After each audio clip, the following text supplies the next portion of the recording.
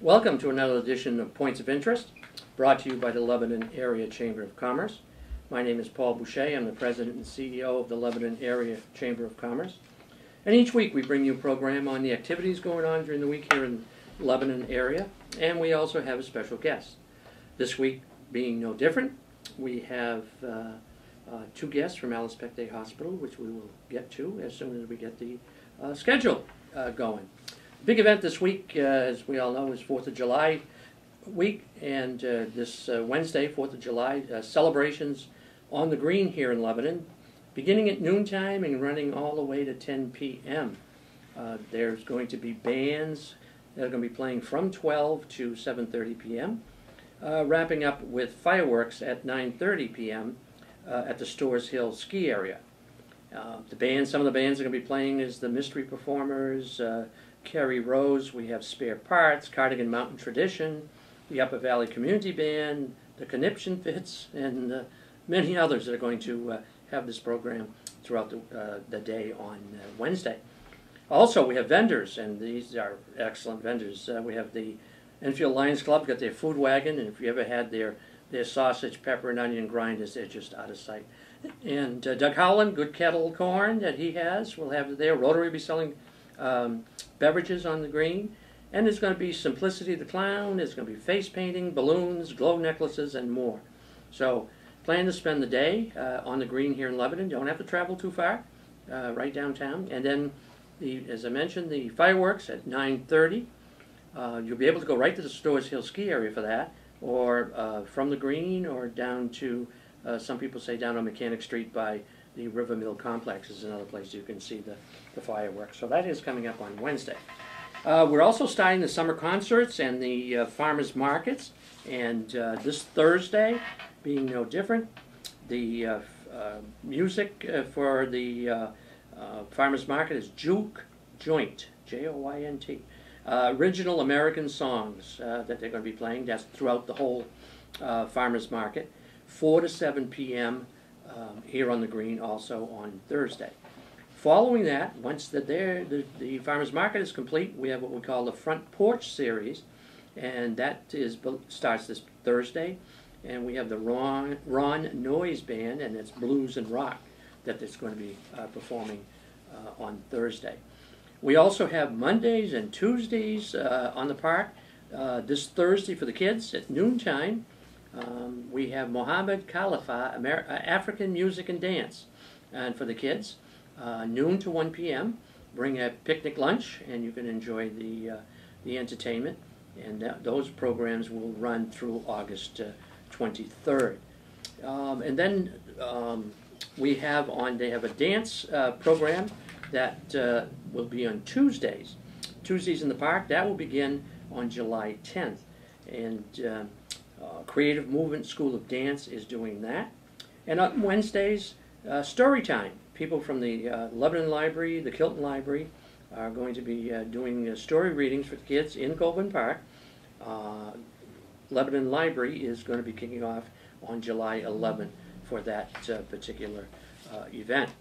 We also have summer concerts, if you want to go out of town a little bit, at the St. Gaudens Museum, which is a national museum, on Route 12A in Cornish. And this week, on Sunday, the 8th, House Blend, a cappella, eclectic mix of choral songs from many countries and traditions. And that is out at the St. Gaudens. We also have, all summer long, there's a school of jazz performers, trumpeters, and things of that nature that are out at the Enfield Museum. And you can go there daily from 1 p.m. to 4 p.m. and they're going to be performing. There's a group percussion concert is one of them that's going to be happening this week and going to be happening every day of the week. And they're free concerts, and it's sponsored by the International Percussion Seminar, and that is at the Enfield Museum. So we have quite a few activities going on in the Upper Valley this week. And I'd like to welcome, as my guest today, Harry Dorman, who is the President and CEO of the Alice Peck Day Memorial Hospital, and Melanie Moore, who is the Associate Vice President of Philanthropy and Community Relations for the Alice Peck Day Memorial Hospital. Welcome to the program. Thanks, Paul. Nice to be here. First of all, I'll go to Harry, and How'd you get into the hospital business? And well, that was a long time ago, yeah. And probably 38 years ago, actually, when I started this healthcare business. And I've enjoyed it very much. It's been a very, very rewarding industry to be in.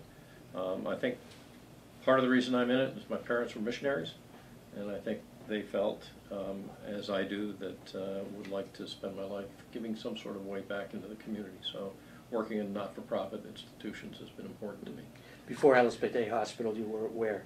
I was in Worcester, Worcester, Mass, at what is now UMass Memorial Healthcare for 17 years. Prior to that, in Detroit for 8. Prior to that, in Central Pennsylvania for a couple of years. So I've been moving around. Traveled the gambit. Absolutely, the gambit. yeah. Melanie, how did you come to the fore for hospital work? Well, I was working at Dartmouth College as a librarian, and I just wanted a little bit more variety, so I ended up getting a job as director of stewardship and stayed there for 14 years and added another 3 in the dean of the college office doing fundraising work. Good, good. And some of you may have seen the paper and the media that Harry has some news to tell us. I do. Yeah. I'm going to be retiring, but we have a period of transition. We're setting the retirement date for on or about May 1st of next year. And the board has selected my successor, and she will be Susan Mooney, MD, doctor, gynecologist, who is currently the chief medical officer. And she needs to find a replacement as chief medical officer before she can assume some of her responsibilities.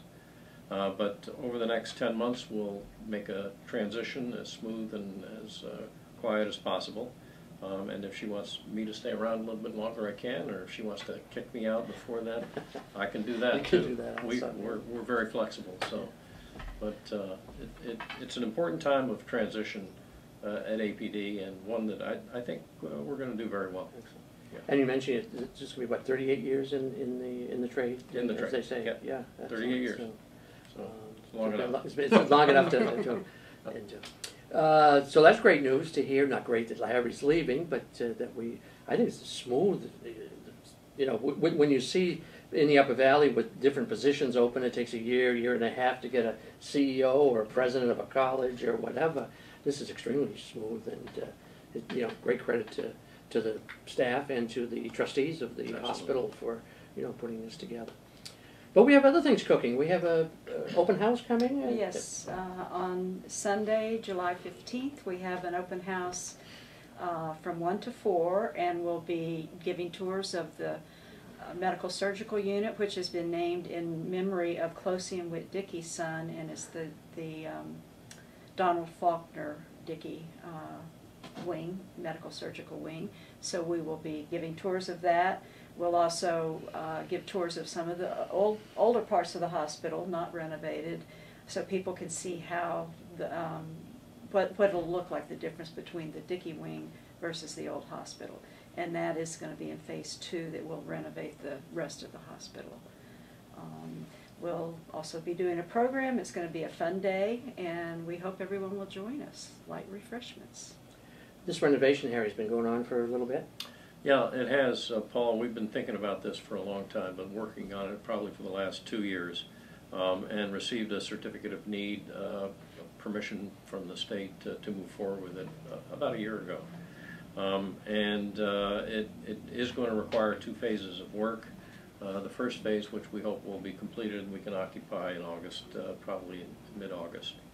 And that is the renovation of the former nursing home wing, for those who remember what that is, to 19 beds, medical surgical beds, plus some additional support spaces for those beds.